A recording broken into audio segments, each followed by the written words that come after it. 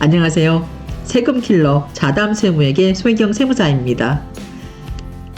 여러분은 창업에 대해서 고민해 본 적이 있으신가요? 혹시 지금 창업을 계획하고 있지는 않으신지요? 그렇다면 우리 세법에서는 이러한 창업과 관련돼서 어떻게 규정하고 있고 이 창업에 대해서 과연 어떠한 혜택을 두고 있을까요? 오늘은 여러분이 가장 궁금할 이 창업과 관련된 중소기업 창업세 감면에 대해서 살펴보도록 하겠습니다. 자, 화면을 바꿔서 살펴보겠는데요. 자, 여러분 제목은요. 중소기업 창업세 감면 핵 요건 창업의 범위 판단 문제입니다. 우리가 창업이라고 하는 것에 대해서 우리 중소기업 창업지원법에서는요. 중소기업을 새로이 설립하는 것이라고 규정을 하고 있고요. 이러한 창업 감면의 취지에 대해서 우리 판례에서는 창업이라고 하는 것은 새로운 사업을 최초로 개시함으로 인해서 어떠한 원시적인 사업 창출의 효과가 있는 경우에만 당해 감면 혜택을 주려는데 그 취지가 있다라고 하면서 그 입법 취지에 대해서 판시하고 있습니다. 이러한 중소기업의 창업과 관련해서 인적 요소인 대표자 요건, 그리고 물적 요소인 인적 요건, 그리고 개념적 요소인 창업의 요건을 모두 충족하는 경우에 그 창업지가 과연 수도권 과밀업제권역 내에 소재하는지 아니면 수도권 과밀업제권역 외에 소재하는지 여부와 그리고 그 창업자가 청년인지 여부에 따라서 최대 100%까지 세액 감면이 가능합니다. 자, 이러한 중소기업 창업세액 감면과 관련돼서 우리 창업에 대한 그 범위에 대해서 우리 관계법령에서 규정을 하고 있는데요. 잠시 이 내용을 살펴보도록 하겠습니다. 우리 조세특례제한법 제6조에서는요. 이 창업 중소기업 등에 대한 특별세액 감면에 대해서 얘기를 하면서 10항에서가 창업의 범위에 해당하지 않는 경우 4가지 경우를 열거 규정하고 있습니다.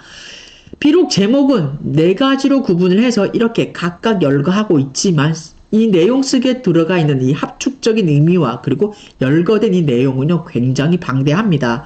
여러분 한번 보시면은요 창업의 범위에 해당하지 않는 경우 첫 번째 합병, 분할, 현물 출자, 사업의 양수를 통하여 종전의 사업을 승계하거나 종전의 사업에 사용되던 자산을 인수 또는 매입하여 같은 종류의 사업을 하는 경우에는 창업에 해당되지가 않습니다. 그리고 두 번째는요. 거주자가 하던 사업을 법인으로 전환하여 새로운 법인을 설립하는 경우 역시 창업에 해당되지가 않고요. 세 번째, 폐업 후 사업을 다시 개시하여 폐업 전의 사업과 동일한 종류의 사업을 개시하는 경우 역시 창업이 아니고요. 네 번째, 사업을 확장하거나 다른 업종을 추가하는 경우 등 새로운 사업을 최초로 개시하는 것으로 보기가 곤란한 경우 역시 창업이 아닙니다. 그리고 한 번 더 이제 눈여겨보셔야 될 그 법이 중소기업 창업지원법인데요. 시행령 제2조에서가 창업의 범위에 해당되지 않는 것을 규정하고 있습니다.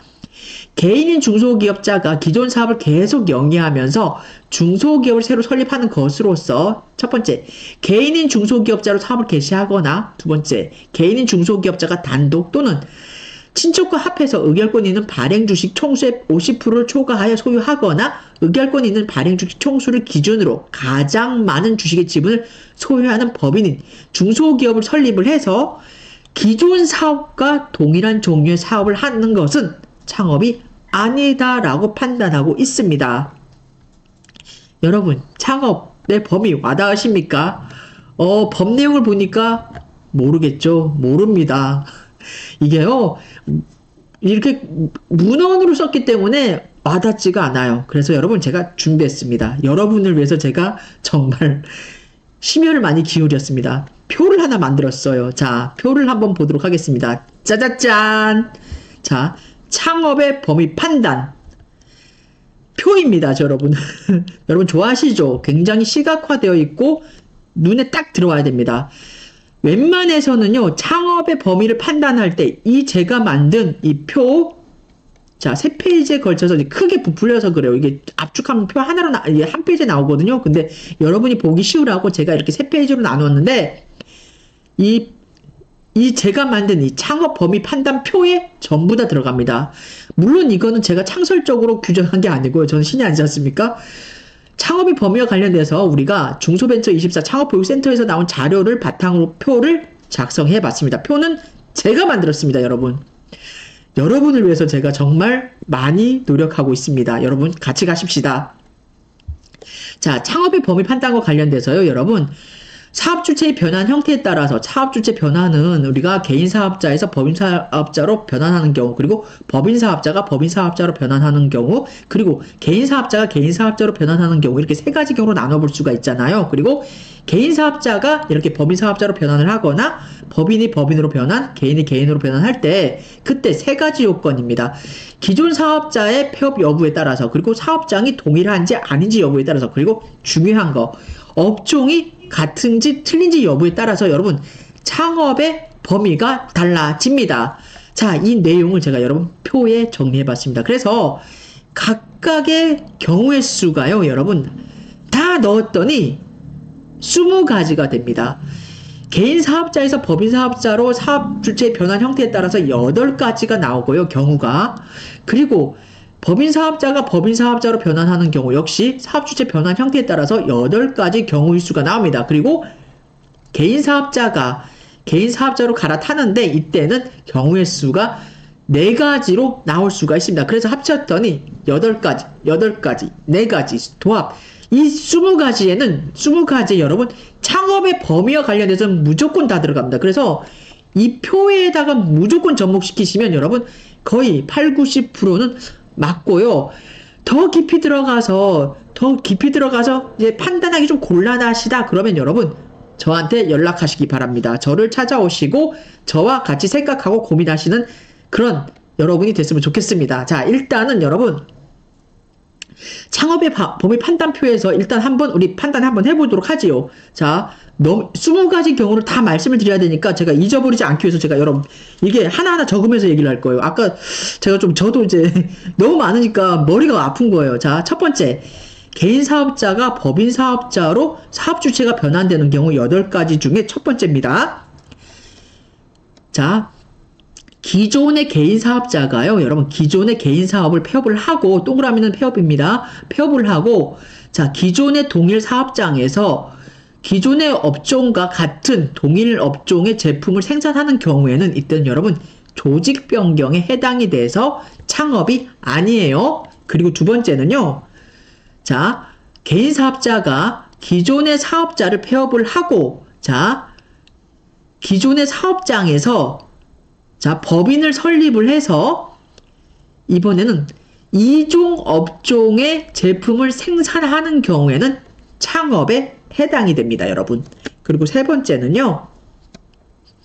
기존의 개인 사업자를 폐업을 하지 않고, 이제는 폐업을 하지 않아요. 폐업을 하지 않고 기존의 사업장에서 법인을 설립을 해서 기존의 업종과 동일 업종의 제품을 생산하는 경우, 이때는 단순히 형태 변경에 해당이 되기 때문에 종전 사업과 실제의 동일성이 인정되는 형태의 변경에 해당되기 때문에 창업이 아닙니다. 그리고 네 번째, 자, 기존의 개인 사업자가 기존의 개인 사업을 폐업을 하지 않고 기존의 동일 사업장에서 법인을 설립을 해서, 자, 여러분,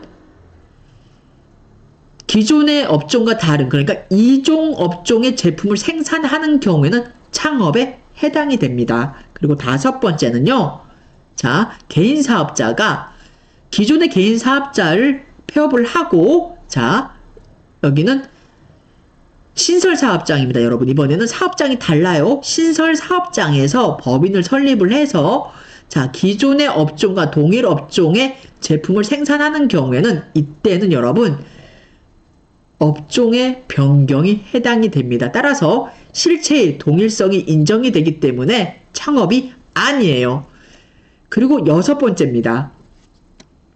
기존의 개인 사업자가 기존의 개인 사업자를 폐업을 하고 신설 사업장에서 법인을 설립을 해서 이종 업종의 제품을 생산하는 경우에는 창업에 해당이 되고요. 일곱 번째입니다, 여러분.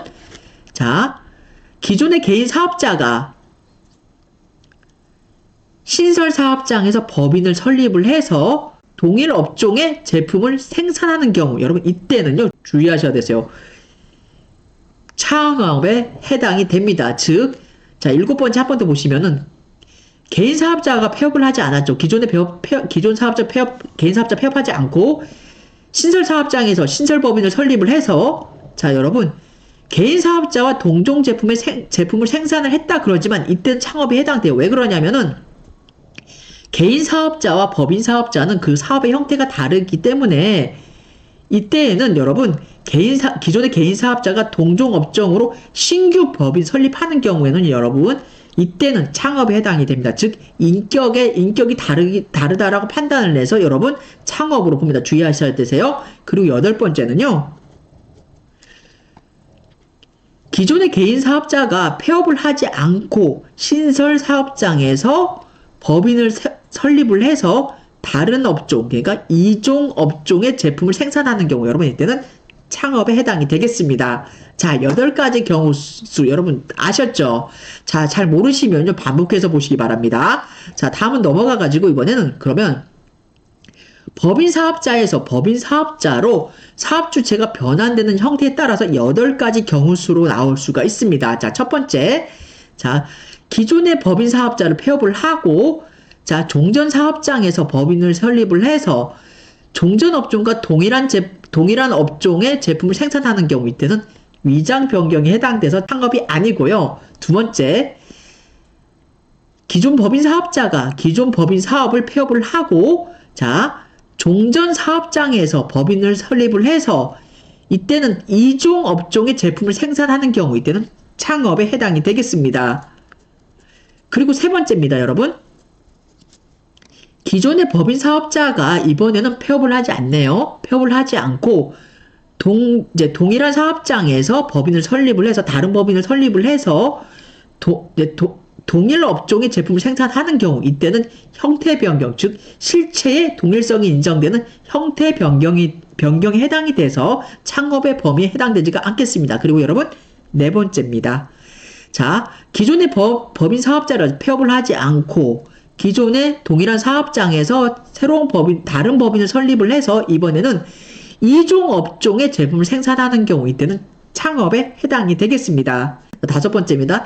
기존의 법인 사업자를 폐업을 하고, 자, 이번에 사업장이 신설 사업장입니다. 다른 사업장, 신설 사업장에서 새로운 법인을 설립을 해서, 자, 업종이 동일합니다. 종전 업종과 동일 업종의 제품을 생산을 해서 생산하는 경우에는, 자, 이때는 여러분 사업 승계에 해당이 되기 때문에 창업이 아닙니다. 그리고 여섯 번째는요, 자, 기존 법인 사업자를 폐업을 하고, 자, 이 신설 사업장에서 새로운 법인을 설립을 해서 이종 업종의 제품을 생산하는 경우 이때는 여러분 창업에 해당이 되고요. 7번째 주의하셔야 되시죠. 기존 법인 사업자를 폐업을 하지 않고 새로운 사업장에서 새로운 법인을 설립을 해서 동종 업종의 제품을 생산하는 경우 여러분 창업에 해당됩니다. 자, 제가 기존 법인도 있고 새로운 법인도 있고 그러니까 이것도 여러분 역시 인격이 다르기 때문에 창업에 해당이 됩니다. 7번째 주의하셔야 되세요. 자, 8번째 기존의 법인 사업자를 폐업을 하지 않고 신설 사업장에서 신설 법인을 설립을 해서, 자, 다른 업종의 이종 업종의 제품을 생산하는 경우 여러분 창업에 해당이 되겠습니다. 자, 여러분 개인 사업자가 법인 사업자로 사업 주체 변환 형태에 따라서 그리고 법인 사업자로 사업 주체 변환 형태에 따라서 틀립니다. 내용이 각각의 경우 수가 창업에 해당되는지 안 되는지 다 틀리니까 여러분 반드시 제가 마련한 이 표 있잖아요. 이 창업 범위 판단표 반드시 이 표 보고 판단하셔야 되세요. 자, 이제 거의 왔습니다. 다음은 개인 사업자입니다. 개인 사업자는요.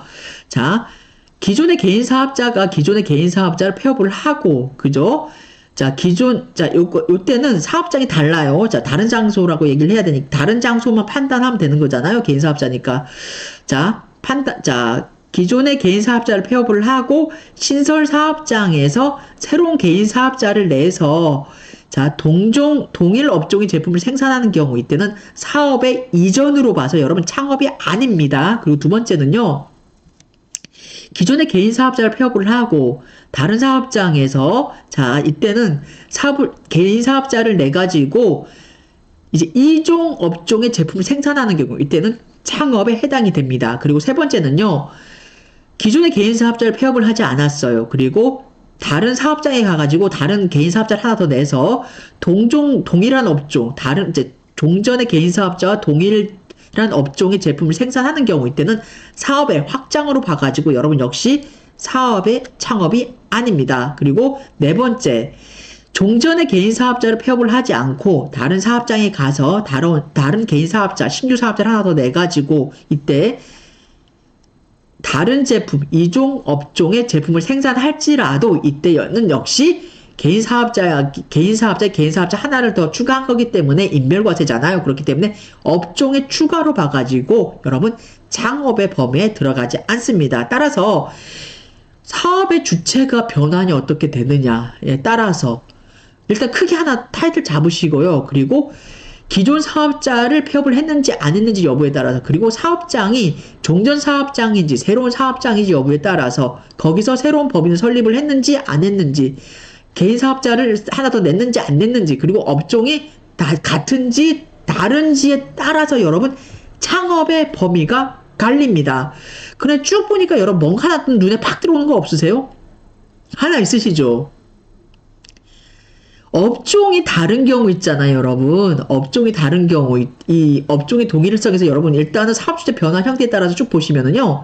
자, 짝대기 있는 거. 업종이 다른 경우에는 여러분 창업이에요. 자, 보이시죠? 업종이 다르다. 업종이 다르다. 그리고 이게 법인에서 법인도 마찬가지입니다. 업종이 다르다.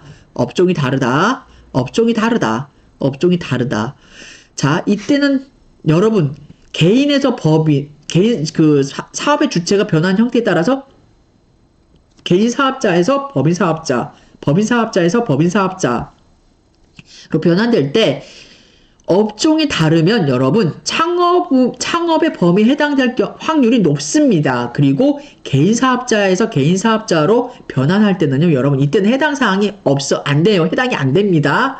그러니까 주의하셔야 되세요. 업종이 다른 경우에는 종전의 개인 사업자에서 법인 사업자로 변환하는 경우, 그리고 종전의 법인 사업자에서 법인 사업자로 변환하는 경우, 즉, 새롭게 낸다던가, 폐업을 하고 새롭게 낸다던가, 아니면 기존에 있는 상태에서 또 낸다거나, 그럴 때는 여러분 이게 업종이 다르면 창업에 해당될 확률이 높습니다. 하지만 개인에서 개인인 경우에는 주의하셔라. 자, 오늘 이렇게 한번 정리해드리고, 오늘은 여러분 제가 표만 보면 굉장히 간단해요. 그런데 정말 이 표 하나에 그 내용을 담기 위해서 저도 솔직히 이해를 해야 되잖아요. 그래서 경우의 수가 이제 20가지가 나오니까 머리가 휙휙 돌더라고요. 그런데 여러분 제가 여러분과 함께 정말 공유하고 싶었습니다. 어떻게 보면 우리 조세특례 제한법 제6조는요 정말 어떻습니까? 수도권 일단 쉽게 얘기해서 일단 업종 요건도 충족을 했고, 그 다음에 청년의 요건도 다 충족을 했어요. 그러면 수도권 가밀업체권역 외에서 창업을 했을 때 100% 세액 감면이 가능합니다. 그렇기 때문에 이것도 5년간이에요. 그렇기 때문에 굉장한 세금 혜택입니다. 그렇기 때문에 정말 판단을 잘 하셔야 되는데, 그 대표자 요건이라든가, 그 다음에 업종의 판단은요, 여러분, 좀 편해요. 편한데 이 창업의 범위 판단은 굉장히 난해합니다. 그렇기 때문에 주로 시비가 갈리고 해석이 틀린 이유는 이 창업의 범위와 관련돼서 과연 창업의 범주로 볼지 안 볼지에 따라서 갈리기 때문에 굉장히 주의하셔야 됩니다. 그렇기 때문에 여러분 제가 오늘 여러분에게 정말 중소기업 창업세액 감면과 관련돼서 이 창업의 범위 판단하는데 정말 어떻게 좀 도와드릴 방법이 없을까 정말 제가 많이 고심을 했습니다, 여러분. 그래서 이렇게 창업의 범위 판단 표를 만들어 봤습니다. 이 내용이 오늘 여러분에게 정말 도움이 됐으면 좋겠고요. 여러분 아시죠?